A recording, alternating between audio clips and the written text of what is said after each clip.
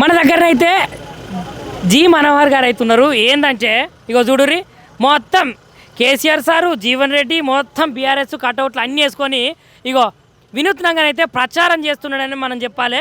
మరి ఈయన ఇట్లా ఎందుకు చేస్తున్నాడు? వెరైటీగా మనం ఇప్పటి వరకు అయితే ఇట్లాంటి మనిషిని అయితే చూడలేదు. అన్న నమస్తేనే. నమస్తే అన్న. మరి ఏంది మాది చేరియాల అన్న. గజ్వింకర్ మనోహర్ నా పేరు. పల్లారాజిరెడ్డి నియోజకవర్గం జనగాం. 69 అన్న తెలంగాణ తెస్తా అన్నారు. ఏ నాయకుడు తేలే. మన కేసీఆర్ సారు దీక్ష పట్టిండు, తెలంగాణ తెచ్చిండు. తెలంగాణ తెచ్చి ఒకటి 24 గంటల కరెంట్ ఫ్రీ అన్నాడు. వైకుంఠ ధామాలు చేపించిండు.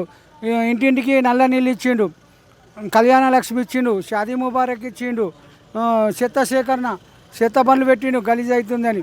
మళ్ళా ఇంటింటికి నీళ్లు ఇచ్చిండు సార్. 33 జిల్లాలు చేసిండు. కలెక్టర్ ఆఫీసు కట్టిండు, అంబేద్కర్ విగ్రహం పెట్టిండు సార్. ఎన్నో చేసిండు సారు. అప్పు చేసిండు అంటాడు. 10 ఏళ్ళు నడిపించిండు కదా.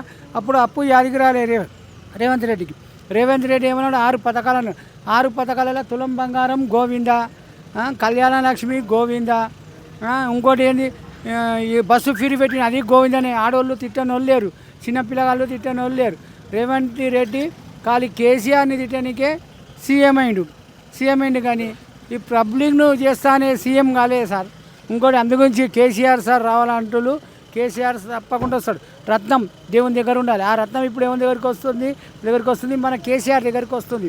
రేవంత్ రెడ్డి పరిపాలన ఎట్లున్నది?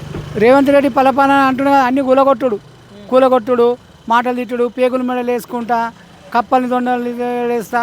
అది తప్పించి ఆయన దగ్గర వేరే లేదు, వేరే రాదు కూడా ఆయనకు. ఎక్కడికే కేసీఆర్ని తిట్టాలి ఉన్నన్ని రోజులు.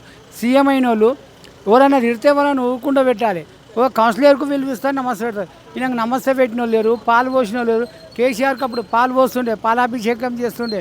కేసీఆర్ది ప్రతి ఒక్కరు ఇది చేస్తే ఆడవాళ్ళు కాలు మొక్కుతుండే కేసీఆర్ సార్కు. ఈయనకు మొక్కుడు కాదు కదా, దండం పెట్టేటోళ్ళు కూడా లేరు. అందుగురించి కేసీఆర్ సార్ ఆడవాళ్ళకు పింఛన్ ఇచ్చిండు, భర్త చనిపోతే పింఛన్ ఇచ్చిండు, ముసలి వాళ్ళకు పింఛన్ ఇచ్చిండు. అందుగురించి కేసీఆర్ సార్ రావాలని మళ్ళీ కోరుకుంటున్నారు. కేసీఆర్ సార్ తప్పకుండా వస్తాడు. మళ్ళీ మన తెలంగాణ జెండా ఎగురుతుంది.